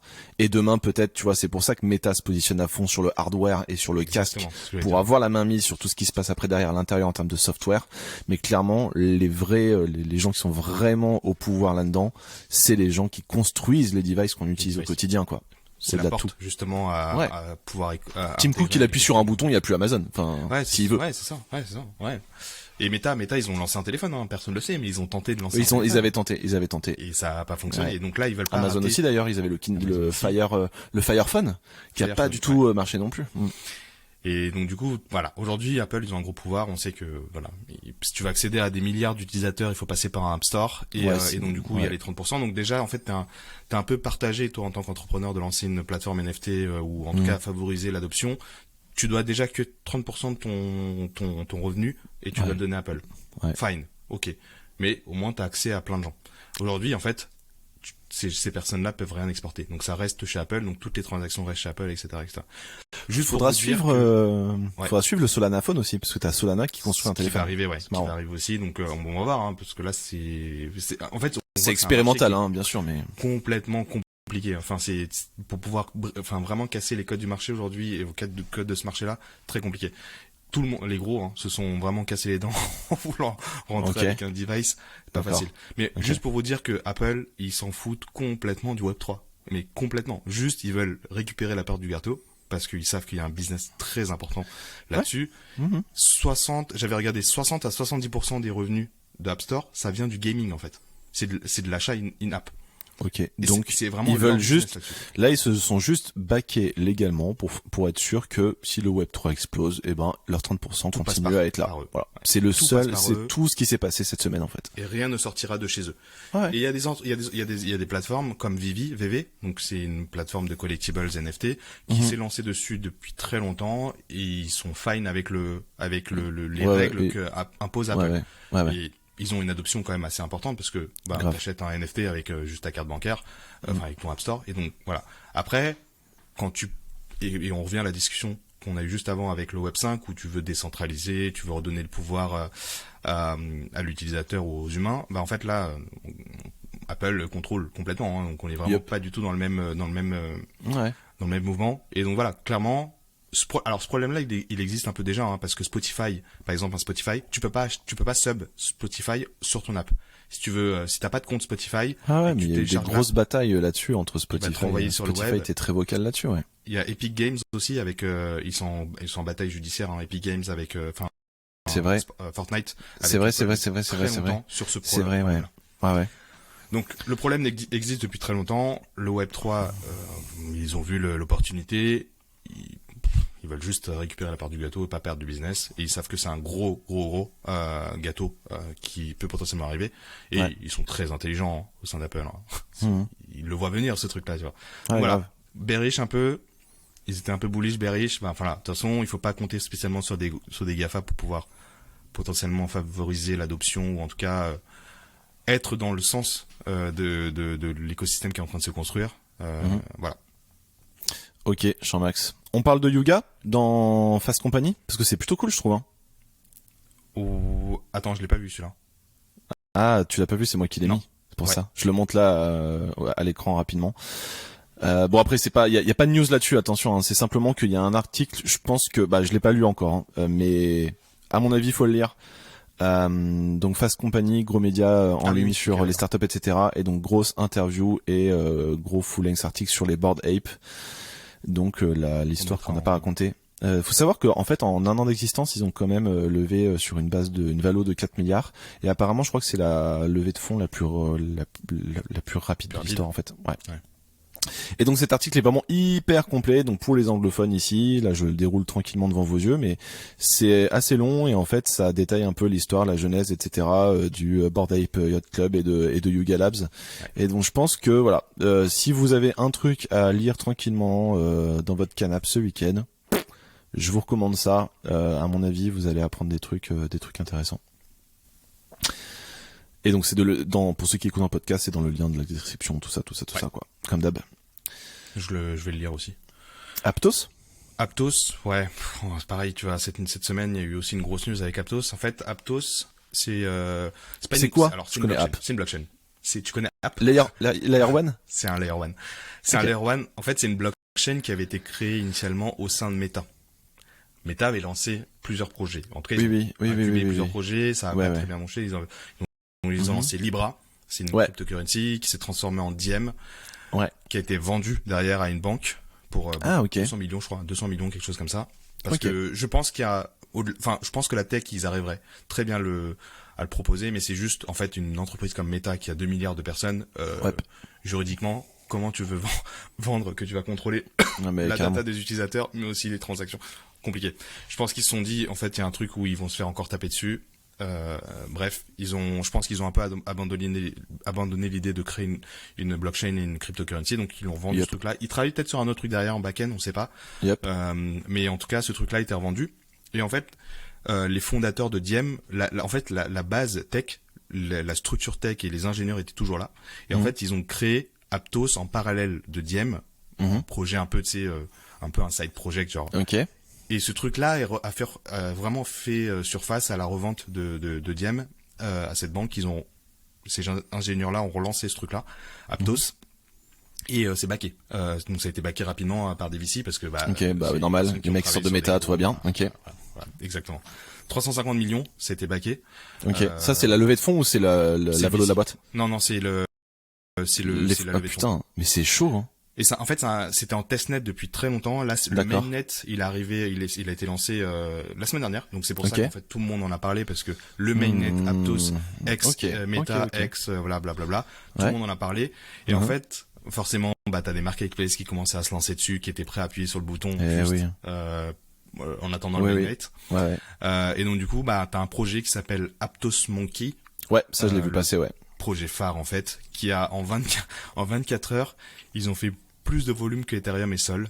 C'est 2 millions 3 de volume tradé sur la première au lancement. Je peux partager mon écran, j'ai donc ça allait très très vite. Laisse-moi deviner, c'est retombé comme un soufflé directement quelques jours plus tard. Ouais. Je commence à être bon. Hein. Le volume, alors ça c'est alors oh là là là là, c'est vilain en plus. C'est la marketplace donc c'est un OpenSea-like mais pour c'est l'OpenSea d'Aptos, fine. Ça. Et Aptos Monkey, c'est très original de faire des singes, j'avais jamais vu des singes avant dans le domaine des NFT, super intéressant. T'as toujours les mêmes, tu sais, ils surfent un peu sur la vague quoi. Le token, il s'appelle comment? APT, ouais. Et ça vaut combien de dollars un APT? J'ai regardé hier, c'était à $8 je crois, c'est retombé très vite. Okay. $7 je sais plus. D'accord. Donc là le singe il vaut 100 balles à peu près si je fais le calcul rapidement dans ma tête. Ouais, alors attends, en fleur ouais, c'est à peu près ça. Mais c'est monté très haut hein, mais bon comme tu disais ça redescend très vite aussi, ça vient d'être lancé. Donc là ça a une semaine ce projet-là a une semaine. Ouais. Il a levé 2 millions 3. Enfin, ce projet, donc, ce projet-là en 24 heures, il a fait 2 millions 3 et Topaz au lancement 5 millions. C'est quand même abusé parce que quand tu vois que le drop Primova dont on a parlé juste avant, ils ont fait plutôt 1,5 million, 2 millions de volume en secondary. Écoute, c'est ce que je te disais, tous les gens de Solana, en fait, sont partis là-dessus parce que quand tu regardes la plateforme, c'est exactement Solana, tu vois. C'est vraiment les mêmes, tu vois, les mêmes projets, enfin les crypto girafe, Aptos Dogs. Pour moi, c'est de la poubelle tout ça, franchement. Ouais, c'est chaud, mais clairement. Tiens, j'en ai pas parlé tout à l'heure, c'est dommage, mais le drop Primova Artefact, ça leur a rapporté un peu plus de 2,6 millions pour info. En un drop, en une journée. En une journée, ils ont quand même bossé des mois à mon avis sur le drop, mais ouais, 2,6 millions à peu près de vente de valises virtuelles. Et physique du coup demain. Ok, Aptos cool. Surveillé. De toute façon, je pense qu'il y aura des trucs derrière parce qu'après c'est toujours backé par des gros. Est-ce que en fait, Aptos et la communauté se voient Aptos comme un Solana killer. Parce que ça prend les mêmes codes que Solana. Après, des Ethereum killers, on l'a connu depuis 1 an. Non, mais c'est impossible. L'adoption elle est tellement là que Solana, pareil. Pour moi, c'est fini. C'est Ethereum qui sera. Mais après, c'est que mon avis. Attention, aucun conseil de quoi que ce soit. Mais c'est vrai que l'adoption, elle est sur Ether, quoi. C'est là pour le coup Aptos, je pense parce qu'ils ont un positionnement un peu différent et ils règlent un peu des problèmes que Solana a. Je vais pas rentrer dans le détail, mais du coup ça prend un peu les mêmes codes que Solana. Donc toute la communauté marketplace, la communauté Solana, NFT, etc. a fait une migration sur Aptos et donc du coup les volumes de Solana ont complètement droppé. Mais bon, ça va revenir. Hein. Enfin, c'est une hype. On le voit, c'est souvent des cycles. Et oui, ça va très vite. En général, une hype, les amis, ça descend en une semaine. Au bout d'une semaine, si la hype elle est toujours là, faut regarder. Mais normalement, une hype au bout d'une semaine, c'est c'est terminé. D'ailleurs, vous le voyez dans nos 2 épisodes, chaque semaine on parle d'un nouveau truc et chaque semaine ça monte et la semaine d'après on en On n'en parle parle plus. plus. Ok, tu voulais nous parler aussi de plein Visa. d'autres trucs, Non, mais Visa. ça va Ouais. être des news un peu Ouais, rapides. grave. Il y a Visa Ouais, grave. qui a déposé 2 trademarks pour des applications Web3. Donc ça concerne plutôt des cryptos, des wallets, des NFT, des biens digitaux, du métaverse, donc un peu tout l'écosystème Web3 concrètement. Donc faut savoir que alors il n'y a pas vraiment de détails, de data claire sur ça, mais ils estiment à peu près 1 milliard de cartes Visa en circulation. Donc tu vois, le terrain de jeu il est quand même très très grand. Sur ce truc-là, donc ils ont déjà fait plusieurs partenariats avec des exchanges, hein. Tu vois, les Binance, Crypto.com, de mémoire, Binance, non, ils sont pas sur Visa, je crois. Mais bref, il y a plusieurs gros exchanges qui avaient vraiment intégré Visa comme technologie de paiement pour faire le bridge avec les cryptos et le fiat. Mastercard avait déjà déposé des trademarks aussi en avril, je crois, avril-mai dernier. Donc pareil pour les mêmes produits NFT, Metaverse, Tu vois, etc. je le vois un peu comme le truc d'Apple en fait. C'est juste que ces boîtes-là se disent si jamais le sujet Web3, crypto, etc. explose, je me back légalement comme ça, voilà. Tout est déjà prêt. Tout est déjà prêt. Sur un bouton. Et si ça explose pas, c'est pas grave, voilà. Mais au moins j'aurais préparé le truc, quoi. Et une news très très intéressante. Je sais pas si tu le sais, mais Visa a acheté un CryptoPunk l'année dernière à 150 Non, je savais pas. $. Non, je savais pas. Ils Et ont on l'a acheté, su, on l'a su que maintenant?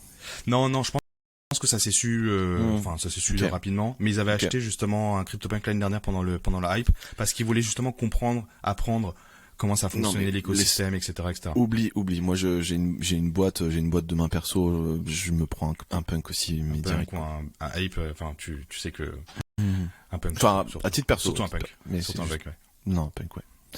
Ok. Il y a aussi, on avait parlé du premier ministre qui vient d'arriver là, au UK. Ah qui oui. interview et Ouais. très bullish CryptoPunk. Alors attends, il préfère les apes que les CryptoPunks, qu'est-ce qui se passe? Il préfère les apes que les crypto. Non, t'es sûr? Attends. Si, on lui a dit Bored Ape en CryptoPunk, il a dit Bored Ape. Il préfère Bored Ape. Et je crois qu'il préfère Ethereum, non? Et je crois qu'il avait proposé Bitcoin ou Ethereum à un moment donné. Je sais plus. Bref, il répondait à des questions, un peu à des fast questions, et le mec, il s'y connaît bien, hein. Et donc, du coup, pareil. Encore une fois, c'est très bullish sur l'écosystème. Tu vois qu'il y a des gens au gouvernement qui sont très bien placés, commencent à se pencher sur le sujet. Après, c'est vrai que nous, en tant que Français, ça fait chier quand même que les UK se lancent là-dessus. Peut-être qu'ils ils peuvent avancer très vite aussi là-dessus. Ouais, grave, c'est vrai. Et nous, en France, on est très très bien positionnés. C'est vrai. Maintenant, en France, t'en as parlé la dernière fois, mais ce qui compte très bien, qui compte beaucoup, c'est que t'as la loi européenne. C'est-à-dire que si tu réussis à implanter légalement parlant, hein, ta boîte en France, en termes de fiscalité de machin, t'as accès d'un coup d'un seul à toute l'Europe. Donc, en termes de marché potentiel, etc., pour le scale, ça n'a rien à voir, parce que l'Europe, c'est 600 millions de personnes. Le UK, c'est peut-être, je sais pas, dans les 60-70, à peu près comme la France, je crois. La France, de mémoire, ouais. Ouais. Donc du coup, ouais, c'est différent, mais je pense que là, ce qui est intéressant de voir, c'est que ce qu'on imaginait sur la concurrence est en train de se réaliser. Parce qu'à une époque, on se disait les cryptos, ça risque potentiellement d'être interdit en fait dans les pays. Ouais. Que les gens se disent non, moi, je suis l'Europe, j'ai une monnaie qui s'appelle l'euro, toute autre monnaie est interdite et je la bannis et c'est mort. Et du coup, il y avait un risque que si tous les gros pays se décident en même temps de se dire bah tiens, le Bitcoin on interdit, légalement parlant c'est illégal.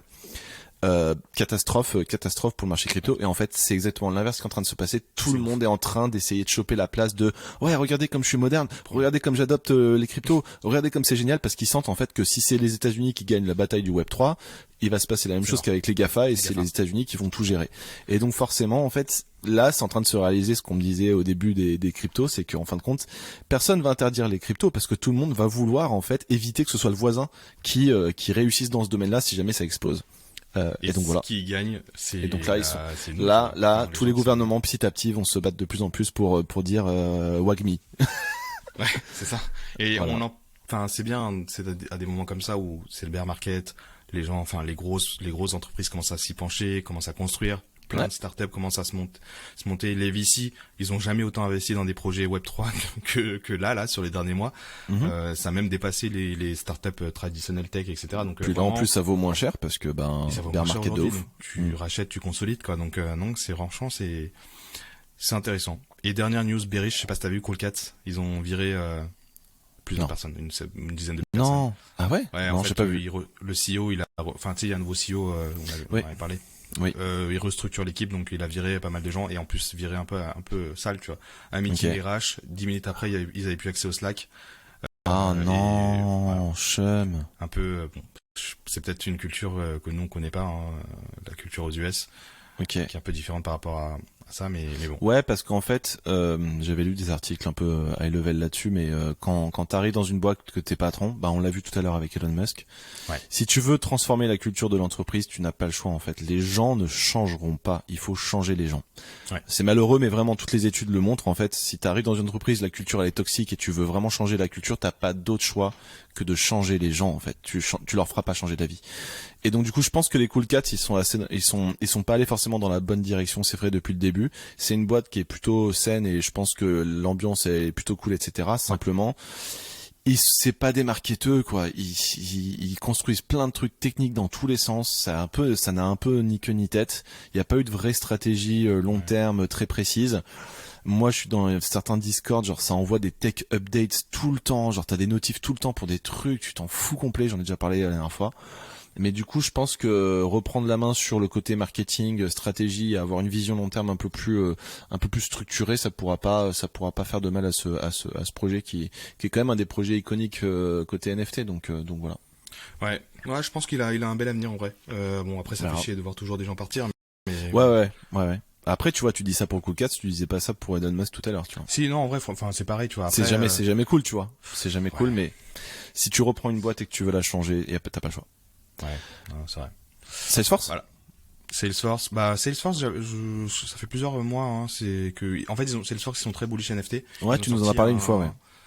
Ils ont sorti une plateforme, et en fait, ils sortent une marketplace no code, qui permettra de minter, partager, enfin, manager, vendre des NFT. Donc là, ils appellent ça Salesforce NFT Cloud.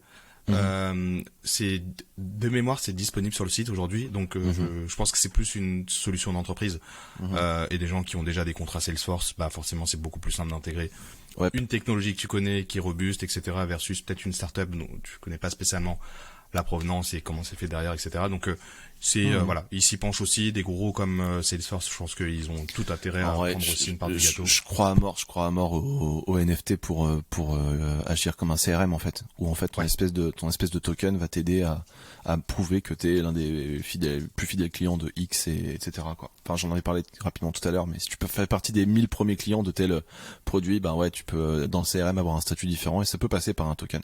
Et franchement, ça fait complètement sens. Dans leur stratégie CRM, ça fait complètement sens d'avoir ça. Non mais grave. Voilà. Sinon après, on va vous rajouter plus, dans l'actualité de la semaine sur la newsletter, on va vous rajouter un peu, des articles qui parlent un peu de ce qu'on s'était dit, plus d'autres choses, notamment sur LuxRare, qui a une news là. C'est pour ça que le volume il était énorme sur LuxRare cette semaine. Il y a 0% de royalties dessus. Ah ouais, ils sont passés en 0%. T'as l'impression sur OpenSea elle va s'accentuer. Hein. Ouais, ils vont devoir le faire aussi. Mais il y a plein de débats qui vont, là, les artistes, est-ce qu'ils ont envie de faire des NFT, quoi, parce qu'ils sont plus on va en reparler la semaine prochaine, parce que j'ai vu que Magic Eden avait posté des papiers, là, pour dire, voilà, on est en train d'essayer un nouveau truc pour les royalties, pour les ondes forcées, etc. Donc, on dit grâce à pour la semaine prochaine pour en parler dans le pod. Yes. Trop cool. On a fait le tour? On a fait le tour. Et puis, cette semaine, pareil, dans l'article de la semaine, je vais parler de Xcopy. Un artiste qui est un peu OG, un pirate. Ouais, tu t'attaques à un gros paquet là. Ouais, je trouve ça intéressant quand même. Grave. Son histoire elle est intéressante, donc bien sûr. Vous êtes intéressé par Xcopy, même pour la culture crypto artiste. Bien sûr. C'est un OG, c'est un blue chip. Oui. Trop cool. Salut Devac, merci beaucoup et puis à la semaine prochaine. Hein. Bon dimanche. Merci à tous. Si vous êtes toujours là, avouez, vous avez kiffé, donc mettez-nous 5 étoiles là où vous nous écoutez et n'hésitez pas à nous suivre sur Twitter, Instagram et via notre newsletter. Tous les liens sont dans la description de l'épisode. Allez, merci pour votre fidélité et à la semaine prochaine. Compatible to that of a go by. Load up the info cause I'm sure to blow the whole spot. Find a midnight and invite him to the finest live performance of an orthodoxy. Follow as I globe try so hot under the light of the stage. That's what my worries away into a puddle of what I've been running from. Let's just intensify the atmosphere a little. Bon, je pense que je suis bon là. Franchement, si c'est pas bon, je me bute.